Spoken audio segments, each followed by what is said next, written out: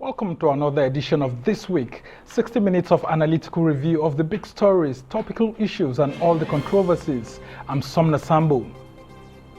Coming up in the next 60 minutes, Nigeria's 60th independence anniversary celebrations begin with a critical discourse on the imperative of building a nation together.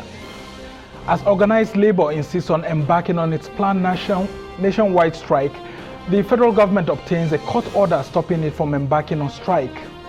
And Mali swears in transitional president and vice president after the latest military takeover. What does the future hold for this troubled West African Sahel country? Plus, Ruth Bader Ginsburg becomes first woman to lie in state in U.S. Capitol as President Donald Trump is set to pick Supreme Court replacement.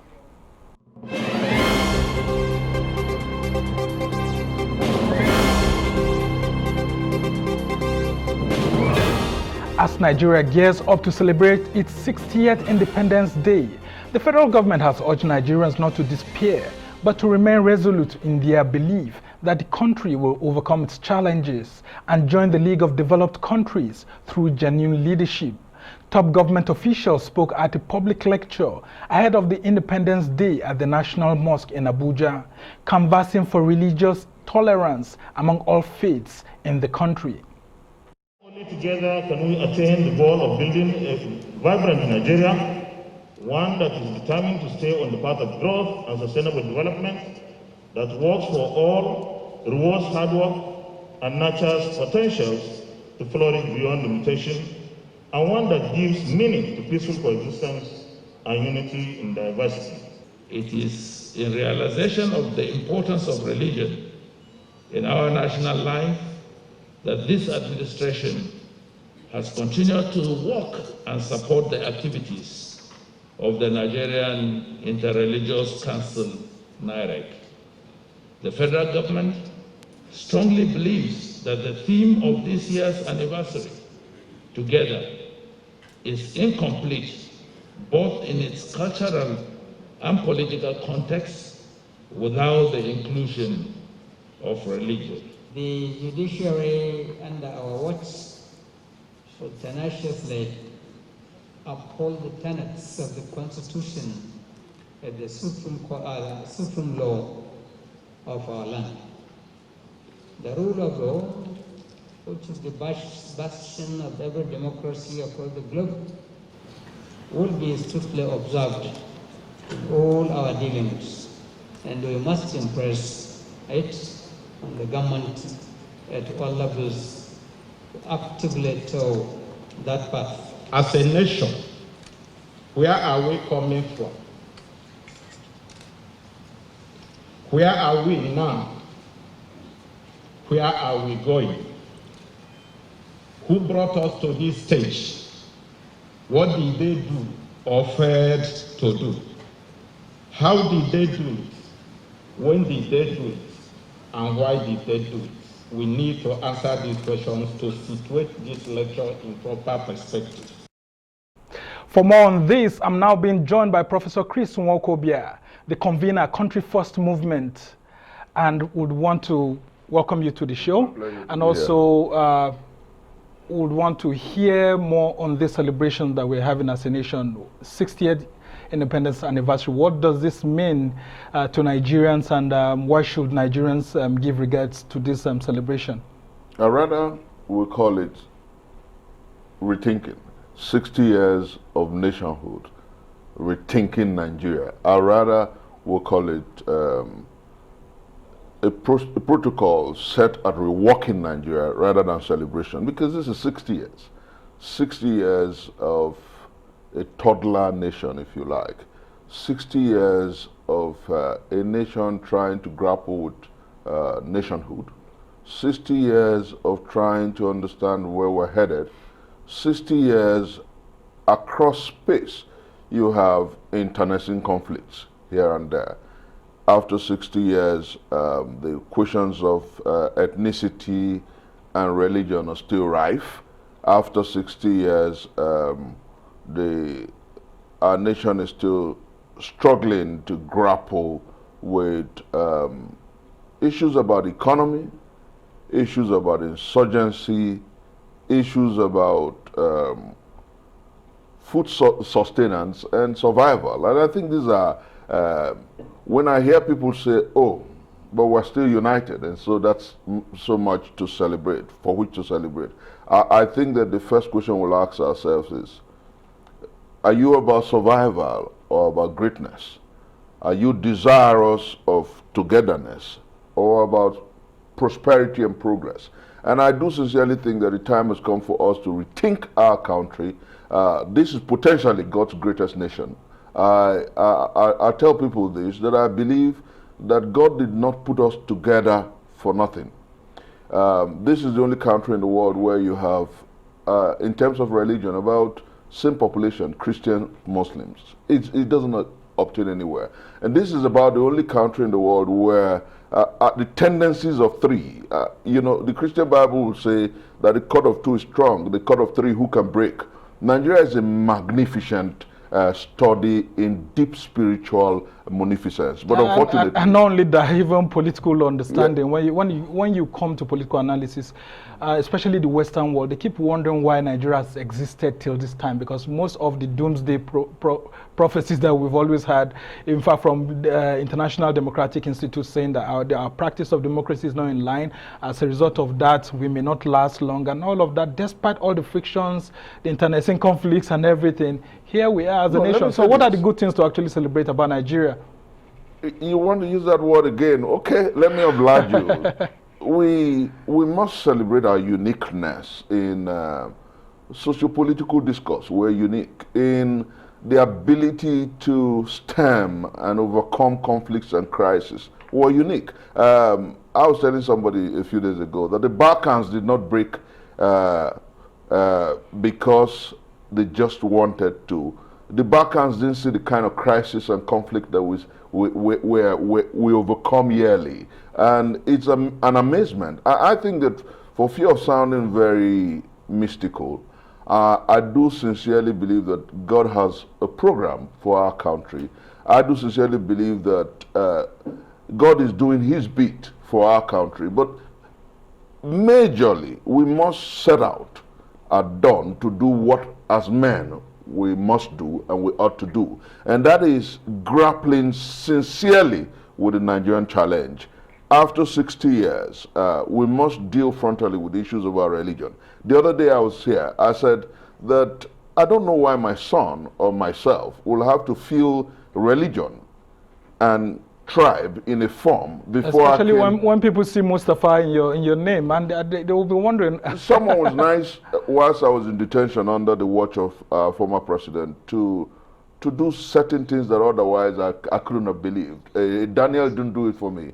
And then he came back and said that whilst he was sleeping, Allah said to him, do this for him. And that is going to be part of my book next year when I turn 50. But as I address Nigeria today, I want to say that fundamentally, the uniqueness of our country must not be taken for granted. That's where leadership has failed. Oftentimes you hear people say, unity is non-negotiable. But there is really nothing that is non-negotiable. The relationship between a husband and a wife is negotiated. Oftentimes, I do sincerely believe that the time has come for us to frontally address those issues. How do we want to continue as a country? Rather than, oh yeah, yesterday was in the mosque, and then there was a lecture, tomorrow is going to be in the church. And we're too Godist, and we're a nation that throws away godliness for Godism. I know that in the Bible, God said, come, let us reason together. And then Prophet Muhammad, peace be unto him, will say that Allah does not force anything on anybody. He discusses with humankind. And then, unfortunately, the Nigerian enterprise doesn't want to discuss.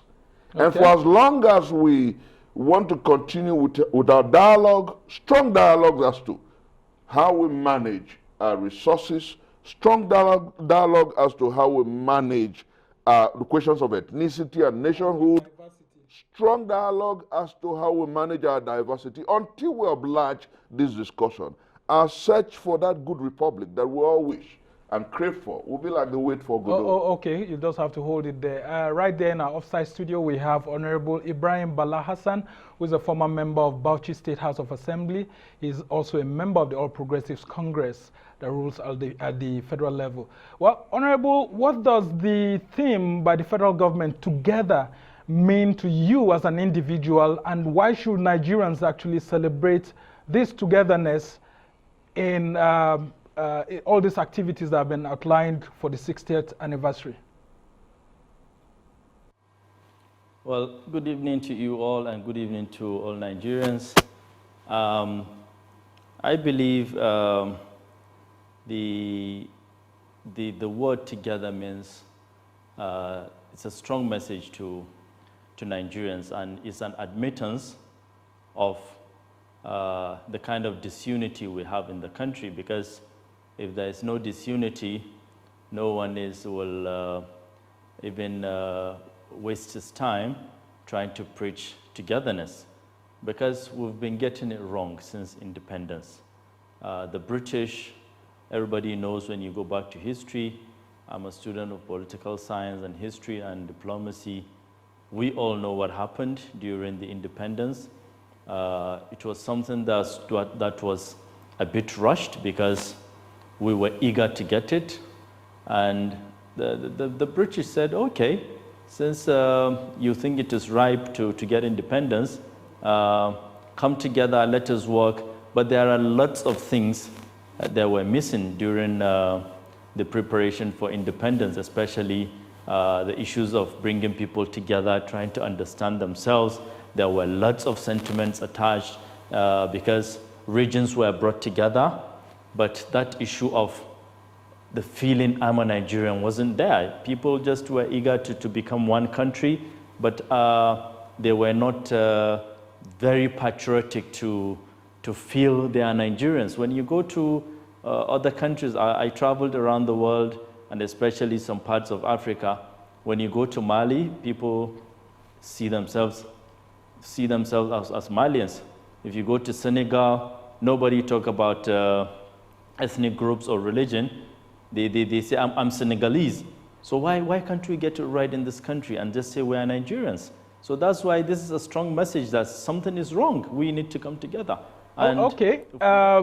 Let's just get your views just before we go on a break right now on what the Nigerian people should actually do to ensure that we embrace nationhood together.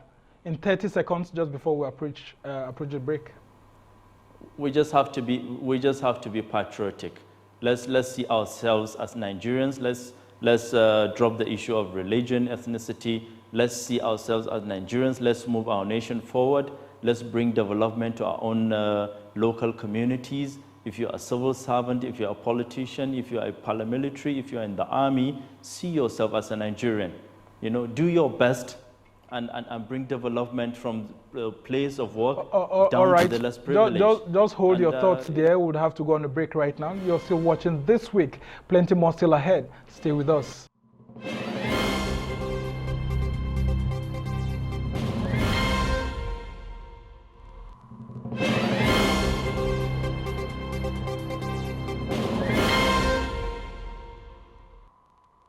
Welcome back from the break. You're still watching This Week. I'm Somna Sambo.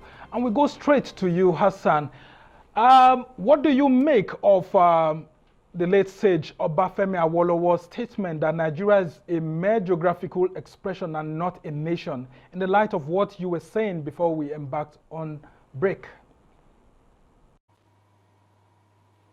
Well, I believe he was talking about Nigeria in a positive light. It wasn't anything negative. He was just being realistic that it was like a regional arrangement that was brought together. And at that time, there were also deep sentiments among our political elites. But I think they couldn't resolve themselves even before independence. And independence came and they all resolved they needed to come together without even resolving some of those issues. The sentiments attached, the differences in culture and religion and politics, and also some differences in terms of our different political ideologies that is based on region. In the north, the northern elites have their own political agenda and ideology. The southwest have their own political ideology and agendas, and the southeast. So it was based on some political ideologies, but they couldn't resolve those ideologies. They couldn't merge them together to have them as one political ideology that can drive nationalism. That sense of nationalism was absent during the independence. But I think people refuse to talk about this. But to be very realistic and honest, during the independence, there was no high level of sense of nationalism in our political elites that actually move for the actualization of the independence. And this is the effects we are facing now, the negative effects of absence of sense of nationalism in us as Nigerians. We don't see ourselves as Nigerians. Whoever you meet on the street, the first thing he'll ask you is, where are you from? You know, I'm from Lagos, I'm from Kano, I'm from Enugu, and it doesn't make sense to me. We should just see ourselves as Nigerians. When we are talking about development, let's talk about how to move this country forward as an entity. We shouldn't feel because I have gold in my state, it belongs to my state. I have crude oil in my state, it belongs to my people. You know, I have coal, we should just just hold your thoughts there, and let's get the views of Chris. Just before we talk about issues of dialogue that you have said earlier on, I want to read out this statement, which I usually say is one of my best quotes by these two gentlemen. We've talked about Awolowo. Now let's talk about Right Honorable Nnamdi Azikiwe, the first president of Nigeria. At the dawn of independence, he actually said, and I quote him, "Nigeria is now a political reality. Let us bury our differences and work together to develop the country," of which Sir Ahmadu Bello, Premier of Northern Region, actually replied Zik by saying that, no, let us understand our differences before we can work together. I am a Muslim and a Northerner. You are a Christian and Easterner. By understanding our differences, we can build unity in our country. How come for 60 years it looks like we still have not understood our differences? I think that it is my generation that perhaps will solve the Nigerian contradictions. I listened to my brother on the other side, and the word ideology resonated. Our founding fathers, quote and unquote, I'm using that word advisedly because that was what we were taught whilst we were growing up. We called them founding fathers. But you know what? We had people who led us to independence. They weren't founding fathers. Founding fathers will build on an ideology, a national ideology, a national manifesto. I heard you read Awolowo's statement, then you just read Zik's statement, and you just read Ahmadu Bello Sardauna statement. And then if you draw a line through it, you find out that they were first, pardon my use of word, they believed in their ethnic cleavages first before Nigeria. Because that was obtainable before independence. But I'll give you a quick challenge here. Ghana is a multi-ethnic society. Tanzania, formerly Tanganyika, a multi-ethnic establishment. Kenya, multi-ethnic. But you know what? When they got to the point at which they obtained independence, their leaders, Jomo Kenyatta, Mwalimu and the likes, and then think about what the great man, Kwame Nkrumah, they came up with a national ideology. They talked about the need to build a nation that the people will be proud of. And my brother there did say something about rather than foist a national manifesto, a national ideology, we had people who were arguing about what was about religion and Christianity and Islam, what was about Hausa and Igbo in the 21st century, at the dawn, the end of the 20th century. All over the world we had people who were united, Christians, Muslims, united in calling for independence across the world. Remember one of the preachments of the great Martin Luther King Jr. He talked about the resurgence in Africa where Muslims and Christians were holding hands in demanding for liberty. And then how come at the dawn of independence, you're talking about Christianity and Islam? Does Christianity put food on the table of, look at the Asian tigers. Look at how they have become more liberal than even a country to which they brought religion. Look at Israel. They aren't talking about religion. Basically, they're talking about so Nigeria is focusing more on religion rather than governance. More than godliness, Okay. religion, more than governance. And I think that the time has come for, I'll give you a practical instance. Yeah. If we must grow together and build a strong nation, we'll do simple things first. Take out from my secondary school form religion. Take out ethnicity from our forms. Let's start from there. And then stop these national prayers, Christian, Muslim prayers in national functions. So we have a national prayer, the standard 2 of our pledge. I mean, it was adopted God of creation is our prayer. Okay, stop the Christian, Muslim dichotomies. We must let's not use words, action. Okay, you know, when we begin to do that, our children will learn. Let's get the views. Now, when we talk about Nigeria, Hassan, we usually focus on Hausa, Igbo, Yoruba. Do you think that the ethnic minorities have fared well under Nigeria in 60 years? Should they be afraid of the next 60 years ahead? I don't like the issue of even discussing the issue of ethnicity as a country because I'm a nationalist. I don't even want to talk about ethnic minorities because I don't even want them to be called minorities. I want them to be Nigerians. The issue of talking about minorities, we should just be equal. Let's promote equality among all the ethnic groups. Let's not talk about ethnic minorities. I don't like the word. I don't like the term. I don't even want to discuss it.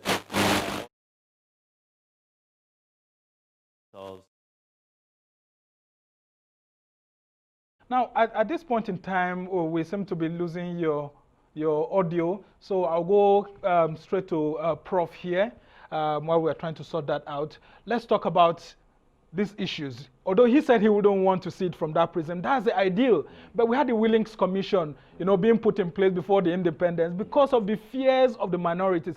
And today we still have so many of them, PANDEF, Middle Belt Forum, and all of that, still trying to find their way within the national discourse, which continuously, goes on being promoted by these three major, top parts of the country.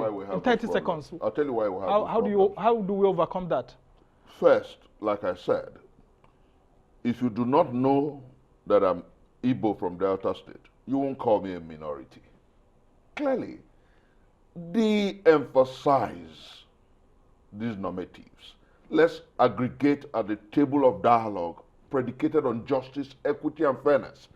Once you come to Nigeria with equity, fairness, and justice, nobody's going to call any other person a minority or a majority. Right. But unfortunately, because the three major tribes have, as it were, monopolized political power, economic power, and the likes. We'll have to go on a break right now. The tragedy of it all is that we have a country that's polarized on the frontiers of majority. Okay, just hold your thoughts there. You're still watching This Week. Plenty more still ahead. Stay with us.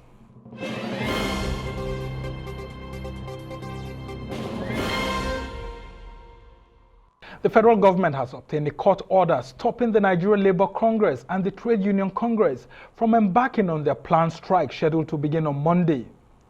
Justice Ibrahim Galadima of the National Industrial Court in Abuja issued the restraining order on Friday following an ex parte application by the Office of the Attorney General of the Federation, Abubakar Malami. Earlier, the NLC President Ayuba Waba had insisted that organized labor will embark on its planned nationwide strike and protest with effect from September 28, that's Monday, following the failure of the federal government to reverse the recent increases in electricity tariffs and the pump price of petrol. And I go straight to you, Prof. Here we are, issues of dialogue. The government has held two previous dialogues, and it doesn't seem like the this strike will be averted on Monday. What are your thoughts on this? If you ask me, I would wish that just after the lockdown, that we do not have a strike. But who is the agent provocateur? Unfortunately, a government that should understand that Nigerians are just coming off a lockdown and an economic that strangulated quite a lot of us economically, that affected people negatively, and wait to discuss before increasing the tariff for electricity and indeed fuel. The government went that way because we live in a country where leadership sees itself as rulers, where they do not exhaust the parameters of dialogue before taking decisions. But I mean, Nigerians have known right from time that this fuel subsidy is unsustainable. So, I mean, this is not a new dialogue, right from 2011, 2012, and up till now. No, you don't live for big businesses. Our governments live for big businesses. Interesting. Can you expatiate on that? That argument about subsidy not being sustainable. I'll give you 3 ways for which, if we're a sincere nation with sincere leaders, we wouldn't have had cost to pay 1 naira. Okay, let's go ahead very quickly. The first one, repair and revamp our refineries. License modular refineries. And of which the government has done. The government has licensed modular refineries. I had that in 2011. Yes, I mean greenfield refineries and all of that. But even the Eastern refinery has been long ready for business. The point is, you want to create an enabling frontiers for business, but you ask yourself, when we had a very smart-speaking Minister of State for Petroleum, he told us that by 2018, 2019, we'll have our refineries, the 4 refineries working at optimum capacity. Are they working today? Sorry to just cut short into your... I was actually on a trip with him to the Port Harcourt refinery, to Kaduna refinery, and all of that. And I thought that he spoke eloquently. I interviewed him alongside other colleagues, and we thought that by now that should have happened. And then you know that when we campaigned, I was the DG Change Ambassadors of Nigeria in 2014, 2015, headed an arm of the campaigns of the President of the Federal Republic. And what we told Nigerians, a part of our argument was that subsidy was a scam, subsidy was a fraud. Today, the argument is we cannot sustain subsidy. So who's deceiving who? All right, just hold your thoughts. Let's have the views of Hassan there. President Muhammadu Buhari had actually mentioned to Nigerians that subsidy was unsustainable. In fact, he had said it was a fraud during his campaign in 2014, leading to 2015 and all of that. Now, Nigerians all knew that this subsidy was unsustainable, indeed. Here we are being faced with a national strike on Monday. What should the government do at this point in time, having failed during these past 2 discussions previously held with Labour?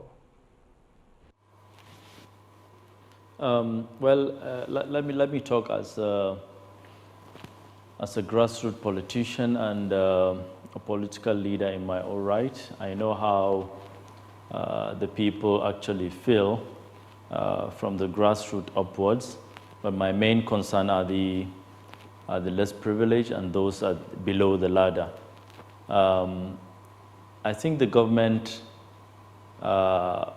was supposed to sit down with stakeholders from the local government level, at the state level, at the federal level, religious leaders, all kind of leaders at all levels, and also, make thorough awareness on the need for this increase. You can't just wake up and increase pump price or electricity without actually explaining to people how this policy works, the increase or decrease.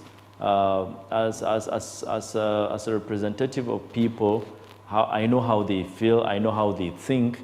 A layman on the street wants explanation in black and white. I saw stakeholders, advisors of the president, members of the government coming out on national TV to explain the reason for the increase, but they are being too technical. People cannot even understand their language. So I think there is a need for awareness before decisions are taken.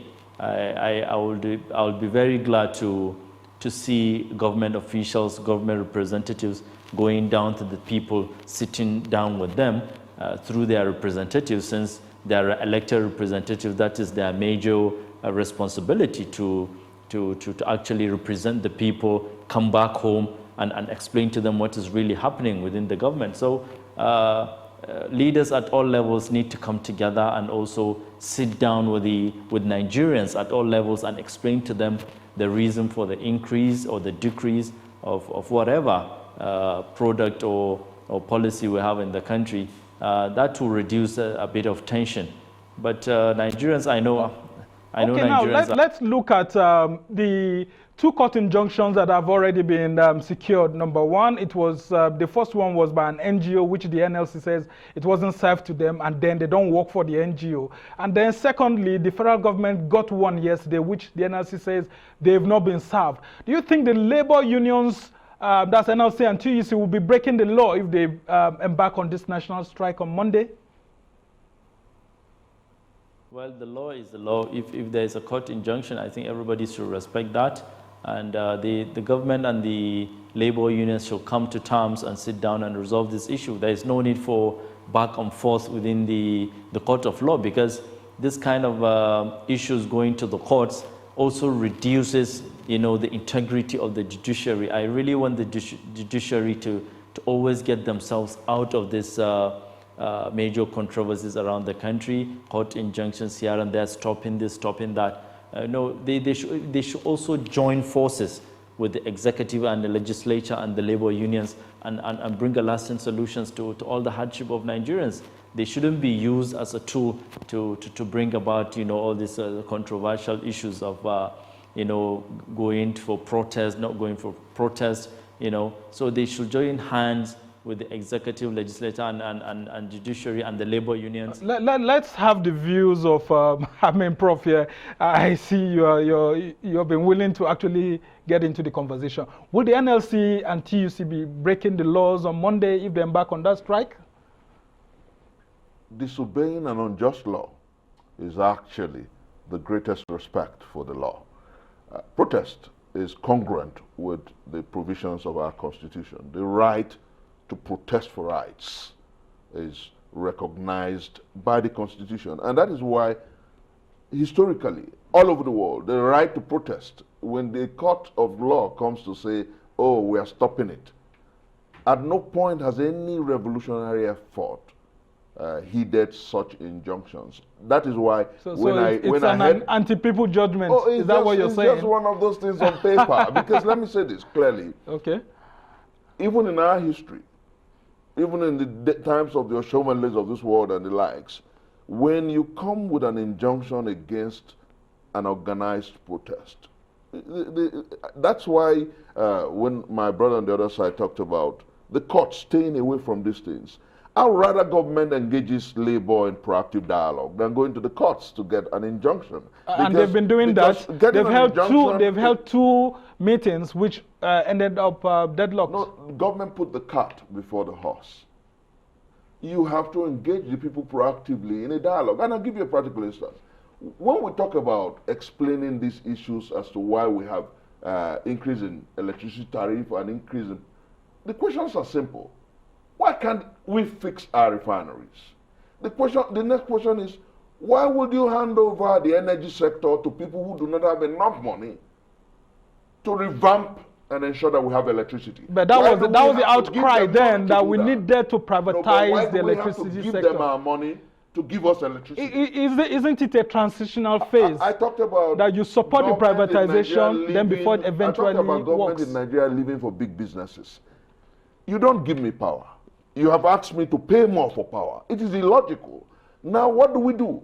I have said that in my dialogue on national issues, I will give solutions rather than just criticize. The first thing is revamp and rebuild, overhaul the energy sector. How do you do that? You privatized it. Ask those who have invested in that sector to get foreign partners who can fund it. And that was the essence of the privatization. Ask them to do that. They were asked to get technical partners, and they which did they the right, did. No, they didn't do the proper thing. I tell you, let me give you an instance. Okay, how about the Siemens? For instance, the Eastern Electricity is run by an individual.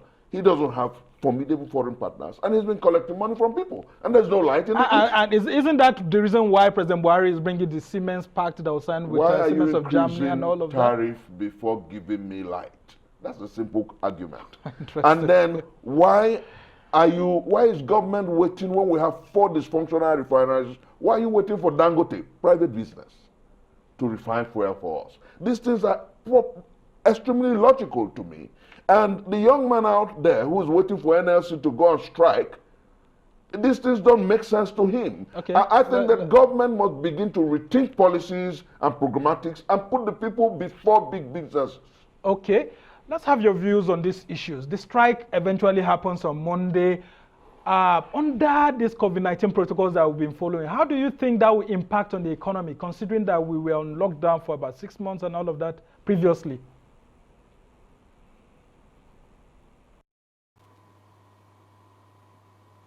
Hello?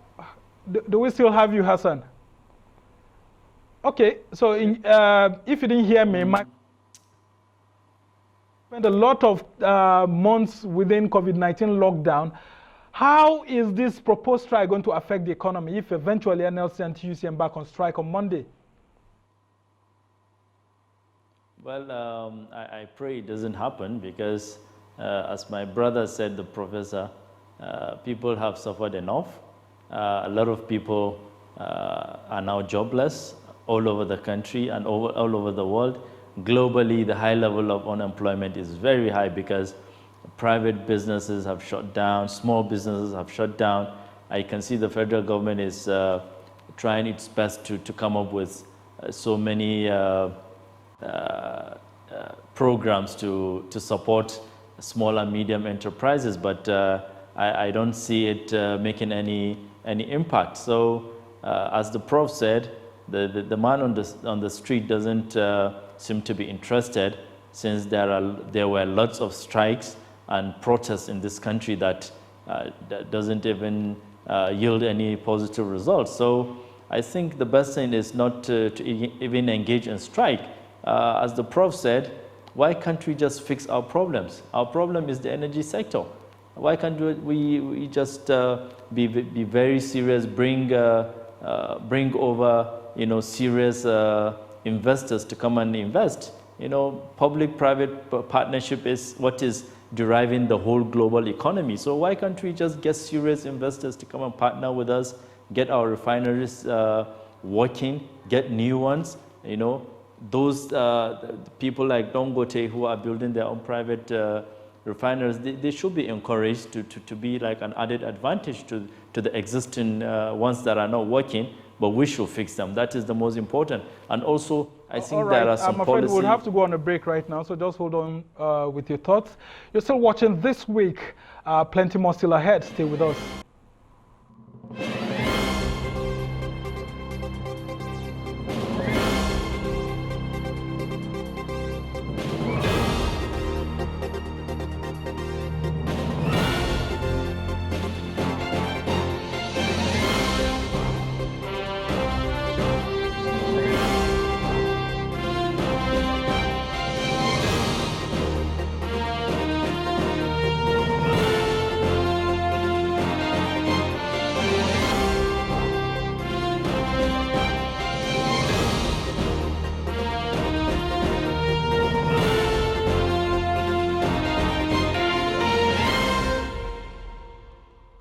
Welcome back to This Week, where we present to you the best of analysis concerning all issues happening within the country, Africa, and globally. I'm Somna Sambo.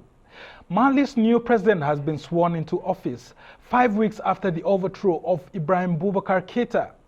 Former Defense Minister Ba Ndor, 70, was picked by the coup leader, Colonel Assimi Goita, to head a transitional government until elections, which are expected in 18 months. Colonel Goita is vice president.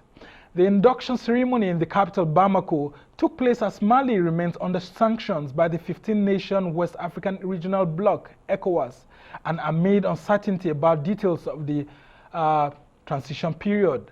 And I would want to have your views on this, Hassan. What do you think is happening in Mali, where we have this vice president who was the one that actually took over the government, overtook the previous government, serving as vice president, and then the former defense minister serving as transitional president. In the midst of all of this, ECOWAS is calling for the appointment of an interim prime minister who must be a civilian. What are your thoughts on all of this, especially with the role played by former Nigerian President Goodluck Jonathan in all of this crisis?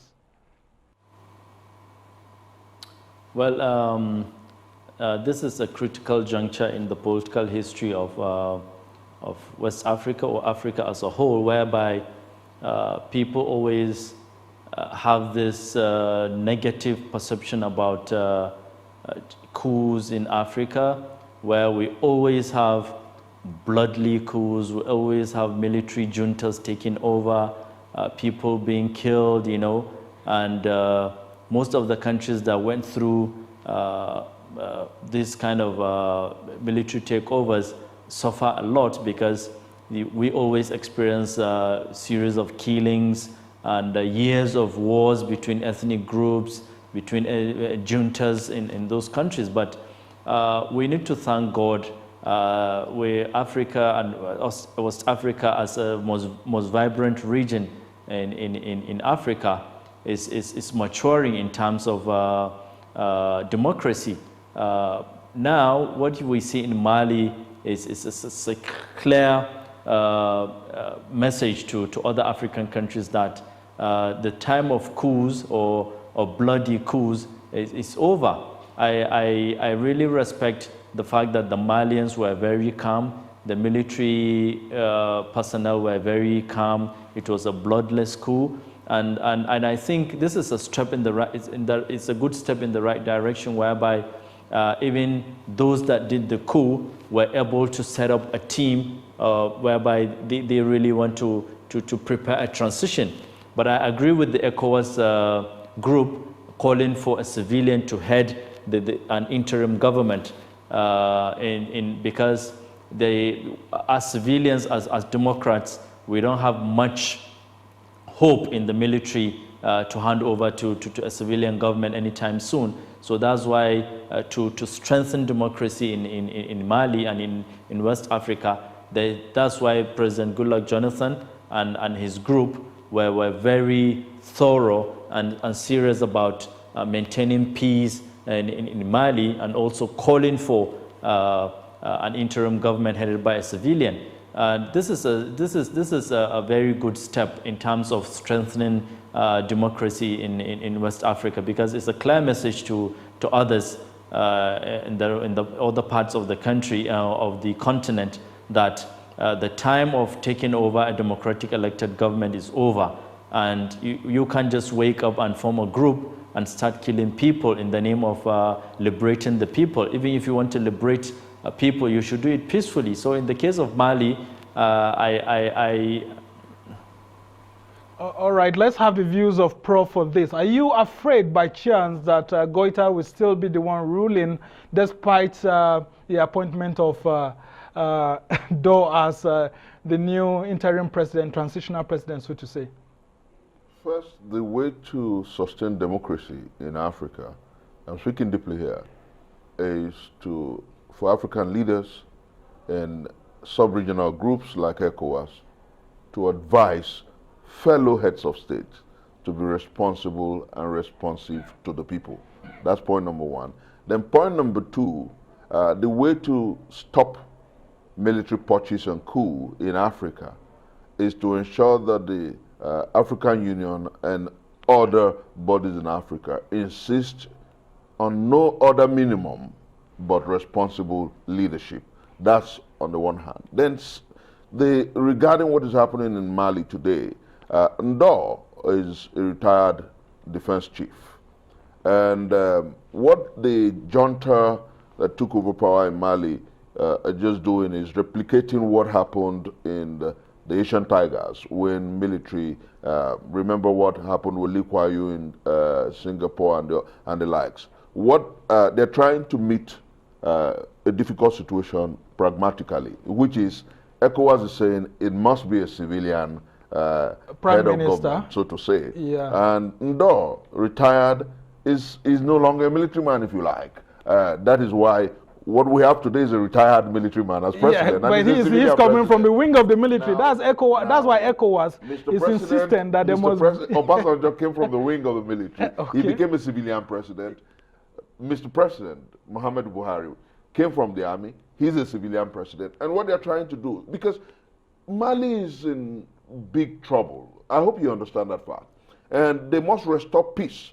As you and I talk, more than 40% of Mali is under insurgents, control of insurgents. And all of that. For the junta, for the people in Mali, it's about protecting their nation, defending lives and property. So they are more interested in a safe Mali rather than the platitudes of an ECOWAS. And I say this advisedly. What ECOWAS and other groups in Africa must begin to do is ensure that responsible leadership and leaders emerge in Africa. Once you have leaders who are responsible and responsive to the people, coups become entirely shibboleth, old-fashioned and atavistic. I think that's what ECOWAS has actually done here. Let's just go to the US now because we don't have enough time left. We've had this Ruth Ginsburg, who the late American jurist, who has been laid, in the U.S. Capitol and all of that. She was a liberal voice in the U.S. Supreme Court. Now we are having this information that President Trump has actually nominated someone, Amy Coney Barrett, to actually replace her. What do you think this will impact on the American politics, especially if this new nominee is sworn in before Election Day in November? Very quickly. Everything about America between now and November 4th will be about politics.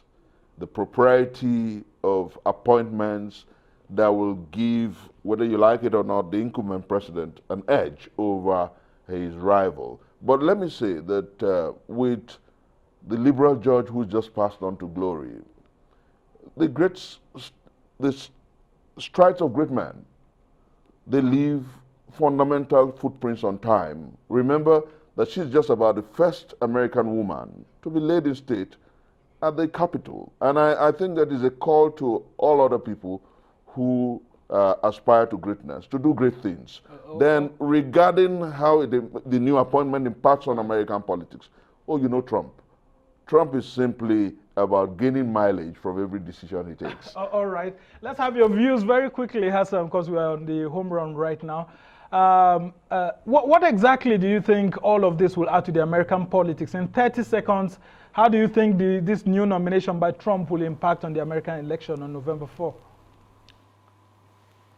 I think the late Supreme Court judge left a very good footprint in terms of liberating women, especially the black minority women, whereby she always advocated for their rights in terms of employment, what they can get, food on the table, their rights as labor workers.